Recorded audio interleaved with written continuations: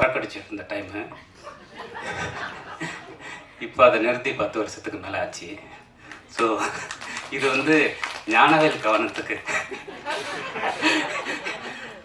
அப்போ வந்து என்னோடய ரெகுலர் ஒர்க்கு என்னென்னா, ஒர்க்கு முடிச்சுட்டு ஈவினிங் 6-7 மணிக்கு நேராக வந்து ஒரு குவார்ட்ரு வாங்கி அடிச்சுட்டு இன்னொரு குவார்ட்ரு வாங்கி பையில் வச்சுக்கிட்டு நேராக வரும்போது ஒரு சிடி கடை இருக்கும்.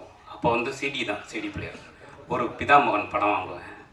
வாங்கிட்டு நேராக வீட்டுக்கு போய் அந்த இன்னொரு இதை குடிச்சிக்கிட்டு அந்த படத்தை பார்ப்பேன். மறுநாள் திருப்பி அதே மாதிரி மாலை ரொட்டீன் அதே திருப்பி வந்து அதே சிடி கடைக்கு போய் இன்னொரு பிதாமகன் சிடி வாங்குவேன். அந்த சிடிக்காரன் வந்து ரெகுலராக இதே மாதிரி பண்ணி அந்த வீட்டை நான் காலி பண்ணும்போது அந்த ஹவுசிங் போர்டு வீட்டை 52 பிதாமகன் சிடி இருந்தது. அந்த ஆள் வந்து என்னடா டெய்லி வந்து இது ஒரே சிடியை வாங்குறானே, எனக்கு வந்து முதல் நாள் வாங்கினது மறந்துடும். ஸோ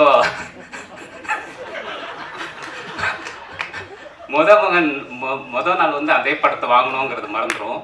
எனக்கு அவ்வளவு அந்த படத்து மேலே சொல்லப்போனால் அந்த படம் வந்து எனக்கு ஏற்படுத்தின தாக்கம் தான் அதன் பிறகு இந்த மாதிரி எளிய மனிதர்களை சினிமாவை ஆக்க முடியும் அப்படிங்கிற ஒரு நம்பிக்கை கொடுத்தது. இப்போ ஃபஸ்ட்டு பாலா சாரை போய் மீட் பண்ண போகும்போது கண்ணன் சார் மூலமாக விகடன் கண்ணன் சார் மூலமாக போய் பார்க்க போகும்போது நான் அவர்கிட்ட அவருடைய அறைக்கு போனாலே மாரிக்கு தெரியும், அது வந்து வாரணாசியோடைய இன்டோர் மாதிரியே இருக்கும் அந்த அறை. அவரை பார்க்கும்போது சில பேரை பார்க்கும்போது நமக்கு அப்படி ஒரு அதிர்வு உருவாகும். நம்ம என்ன வார்த்தைகளை அவர்கிட்ட பேசுறது அப்படின்னு வார்த்தைகளை தேடக்கூடிய ஒரு விஷயம். நான் அவர்கிட்ட வந்து இந்த 52 சிடி பிதாமகன் சிடி வந்து என்னுடைய அறையிலேருந்து நான் காலி பண்ணும்போது எடுத்துகிட்டு போனேங்கிறத நான் அவர்கிட்ட சொல்லணும் அப்படிங்கிறத ஒரு பெரிய இது இருந்தது. ஏன்னா ஒரு கலைஞனா நான் இதை சொல்லும்போது அவர் பெரிய மகிழ்ச்சி அடைவார் அப்படிங்கிறதுனால நான் அவர்கிட்ட இந்த சம்பவத்தை சொன்னேன். அவர் அப்படியா அப்படின்ட்டு அதுக்கப்புறம் அதை பற்றி பேசவே இல்லை. அதுக்கப்புறம் அவர் அமைதியாக. ஸோ அப்படி வந்து எதையுமே தன் படைப்பு பற்றின இவ்வளோ பெரிய பிரம்மாண்டத்துடைய ஒரு துளி கூட அறியாதவராக அவர் இருக்கிறாருங்கிறது வந்து ஒரு மிகப்பெரிய விஷயமா நான் பார்க்குறேன். என்னை போன்ற நிறைய பேருக்கு ஆத்மார்த்தமான வழிகாட்டியாக இருக்கக்கூடிய பாலா சார் இங்கே வந்ததுங்கிறது மிகப்பெரிய மகிழ்ச்சி. இங்கே வந்தது இவ்வளோ தூரம் இருந்தது, இன்றைக்கி அவர் பேசினது. ஏன்னா பாலா சார் வந்து இவ்வளோ நகைச்சுவாக பேசுவாருங்கிறது எங்களுக்கு தெரியும். அவரோட பர்சனலாக பேசும்போது அவ்வளோ விஷயங்கள் ஷேர் பண்ணி பேசும்போது, பட் ஒரு பொது இடத்துல இவ்வளவு மகிழ்ச்சியாக சந்தோஷமாக அவர் பேசினது தான் இந்த விழாவுடைய முதல் சிறப்புன்னு நான் நினைக்கிறேன். Thank you very much sir, thank you, ரொம்ப நன்றி. போட்டியில் நான் ஜெயிச்சிட்டேன் சசி சார். So thank you. அதே மாதிரி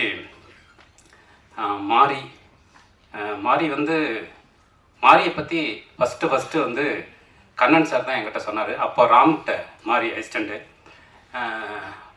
டேய் ஒரு பையனை பார்த்தேன்டா ராமுடைய அசிஸ்டண்ட்டு, அவன் ஒரு விஷயம் சொன்னான் பயங்கரமாக இருந்ததுடா அப்படின்னாரு.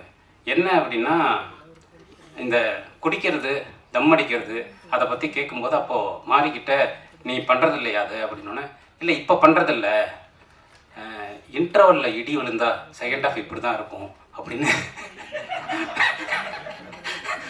சொன்னாடா அந்த பையன். போகிற போக்கில் எவ்வளோ பெரிய விஷயத்தை இப்படி ஒரு டைலாக்காக சொல்லிட்டான் அப்படின்னு தான் மாரி எனக்கு கரண் சார் அறிமுகப்படுத்தினார்.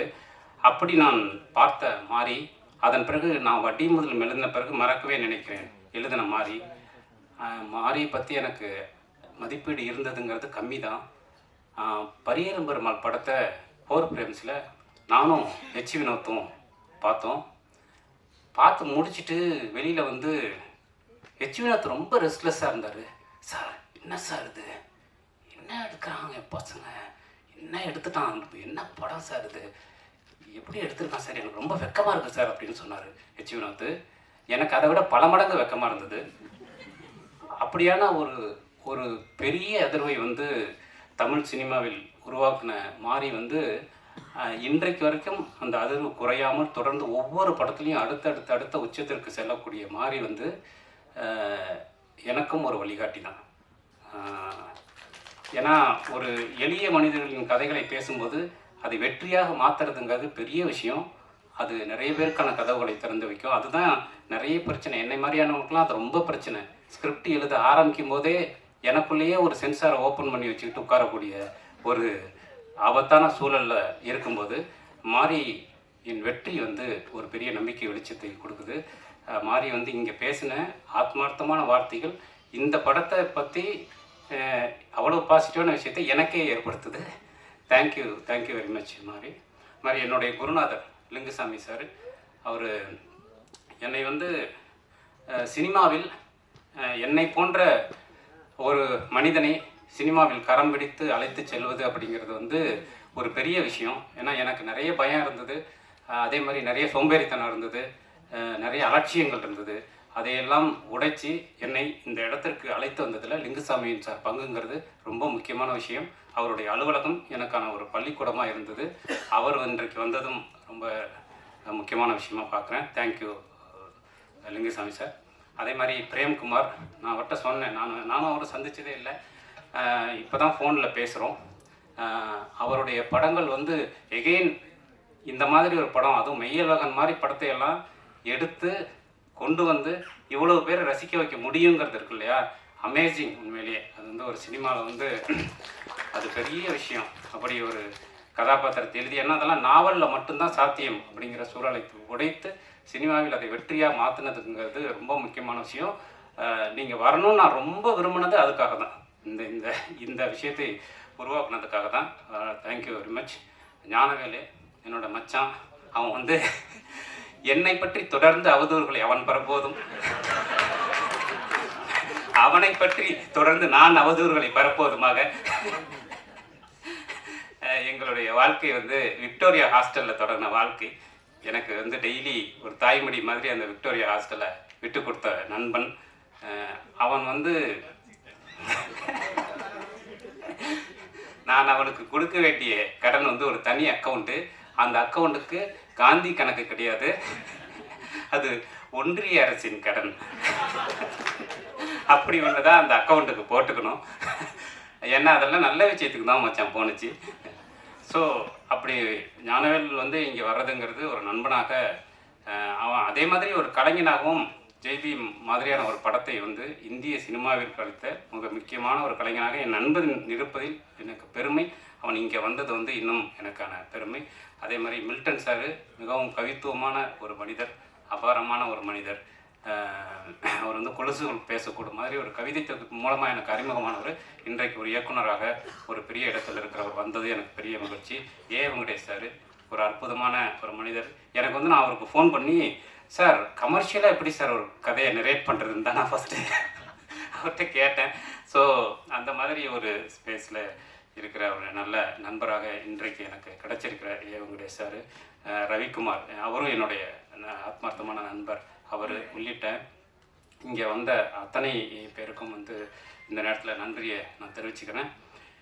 இந்த படம் பற்றி நான் சொல்லணும்னா, இந்த படமே நம்பிக்கை சார்ந்த ஒரு படம் தான். இந்த படம் எல்லோருக்கும் ஒரு பெரிய நம்பிக்கை கொடுக்கணும்னு தான் இந்த படம் எடுக்கப்பட்டது ஒரு அடிப்படையான நோக்கம். இந்த படம் ராஜமுருகன் என்ற மனிதன் மீது அம்பேத்குமார் என்ற மனிதன் வைத்த நம்பிக்கை தான் மயிலார், வேறு ஒன்றுமே கிடையாது.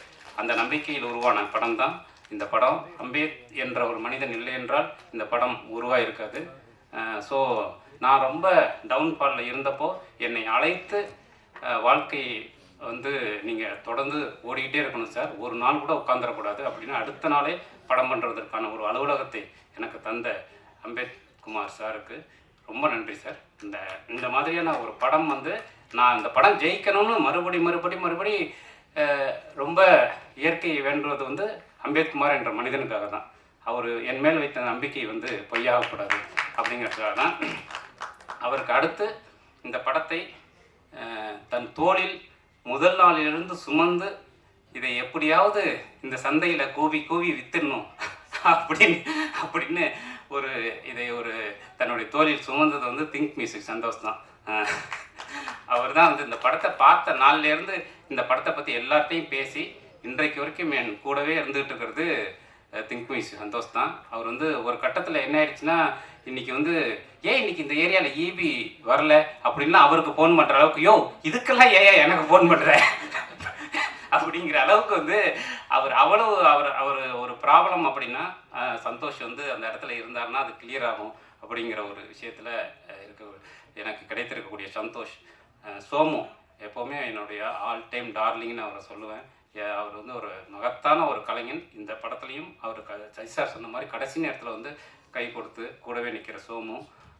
சைத்ரா அவர் சொன்ன மாதிரி தமிழுக்கு கிடைத்திருக்கக்கூடிய மிக அற்புதமான ஒரு நடிகை.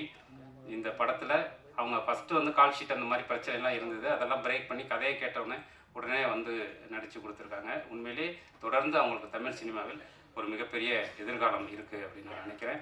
ஷான் வந்து ஷானும் நானும் சேர்றதுங்கிறது ஒரு ஆத்மார்த்தமான பிணைப்பு.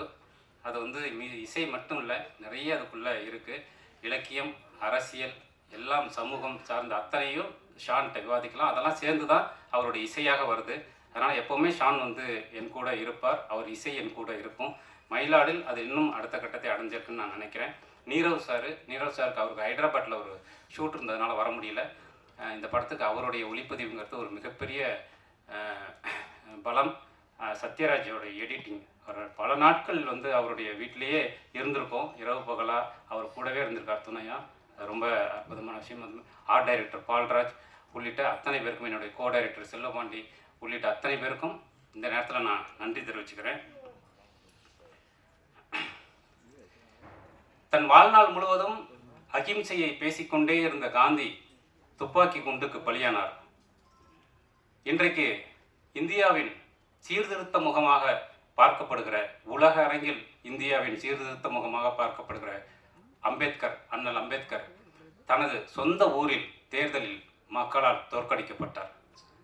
தனது வாழ்க்கை முழுவதும் இடைவிடாமல் இந்த உலகத்தை சிரிக்க வைத்துக் கொண்டே இருந்த சாப்ளின் தனது தனிப்பட்ட வாழ்க்கையில் சில பல கல்யாணங்கள் செய்து கொண்டு எந்த குடும்ப வாழ்க்கையிலும் நிம்மதியாக இருக்கவே முடியாமல் இருந்தார். இதிலிருந்து நான் கற்றுக்கிட்ட பாடம் என்னன்னா, ஒரு மரணமோ, ஒரு தோல்வியோ, ஒரு துன்பமோ ஒரு மனிதனின் ஆற்றலை எதுவுமே செய்துவிட முடியாது. அவன் வாழ்ந்த வாழ்க்கை மட்டும்தான் இந்த உலகத்தின் முன்பாக எப்போதும் இருந்து கொண்டே இருக்கும். அந்த நம்பிக்கை மட்டும்தான் வாழ்க்கை. நண்பர்களே, எனக்கு வந்து என் வாழ்நாள் முழுவதும் மனிதர்கள் கற்றுக் கொடுத்து கொண்டே இருக்கிறார்கள். நான் மனுஷங்க பின்னாடி ஓடிக்கிட்டே இருக்கேன். எனக்கு தெரிஞ்ச ஒரு ஃப்ரெண்டு, அவன் ரொம்ப பெரிய கோளர். அவன் வந்து ஒரு லவ் ஃபெயிலியரில் 50 தூக்க மாத்திரை சாப்பிட்டு ஒரு ஆஸ்பத்திரியில் அட்மிட் ஆகி உயிருக்கு போராடி அதுலேருந்து வெளியில் வந்தான். அதன் பிறகு அவனை அழைச்சிட்டு போய் ஒரு ஐஏஎஸ் அகாடமியில் நான் சேர்த்து விட்டேன், அண்ணா நகரில். இந்தியாவின் முக்கியமான ஐஏஎஸ் அகாடமி இது. அதை நடத்தி கொண்டிருந்தது என்னுடைய நண்பர். தொடர்ந்து பல இளைஞர்களை தன்னம்பிக்கையின் வழி நடத்தியவர். அவர்கிட்ட போய் இந்த பையனை ஒப்படைச்சேன். நம்பிக்கையை பற்றி தொடர்ந்து பேசி அந்த பையனை வேற ஒரு இடத்துக்கு கொண்டு வந்து இன்னைக்கு அந்த பையன் வந்து ஐஏஎஸ்ல கலெக்டராக இருக்கான், ஒரு மிகப்பெரிய கலெக்டராக இருக்கான். ஆனால் அவனை இந்த தன்னம்பிக்கைக்கு அழைத்து வந்து கலெக்டராக ஆக்கிய எனது நண்பர், அந்த ஐஏஎஸ் அகாடமியை நடத்தி கொண்டிருந்த அந்த நண்பர் பின்னர் தற்கொலை செய்து கொண்டு செத்து போனார். இதை என்னால் புரிஞ்சிக்கவே முடியல. இந்த இடத்துல தான் நான் மனிதர்களின் பின்னால் அவர்களை புரிந்து கொள்ள ஓடிக்கொண்டே இருக்கிறேன், தொடர்ந்து ஓடிக்கொண்டே இருக்கிறேன். அந்த ஓட்டத்தின் முடிவில் நான் கண்டுகொண்டது ஒரே ஒரு உண்மையைத்தான். இந்த மனிதர்கள் எல்லோருக்கும் நம்பிக்கையை தவிர வேறு எதுவும் தேவையே படுவதில்லை. அன்பையும் நம்பிக்கையையும் தவிர எதுவும் தேவைப்படுவதில்லை. உன்னுடைய சக மனிதனுக்கு கொஞ்சம் அன்பையும் நம்பிக்கையையும் கொடுத்தால் நீதான் கடவுள், நீதான் தெய்வம். அது மட்டும்தான் இந்த 40 வருட வாழ்க்கை நான் கற்றுக்கொண்ட ஒரே பாடம். அந்த பாடத்தை தான் பாலாசாரின் படங்கள், மாரி செல்வராஜின் படங்கள், ஞானவேலின் படங்கள், ஜெயகாந்தனின் கதைகள், வைக்கம் பஷீரின் கதைகள், இளையராஜாவின் இசை, அத்தனையும் நமக்கு கொடுத்து கொண்டே இருப்பது அந்த நம்பிக்கையும் அன்பையும் தான். ஆகவே என்னுடைய எல்லா எழுத்துக்களிலும், எல்லா அரசியலிலும், எல்லா சினிமாவிலும் இந்த நம்பிக்கையையும் அன்பையும் மட்டும் விதைத்து கொண்டே இருப்பதை மட்டுமே என்னுடைய கடமையாக வைத்திருக்கிறேன். ஆனால் இந்த கடமையை செய்வதற்கு பணம் தேவைப்படுகிறது.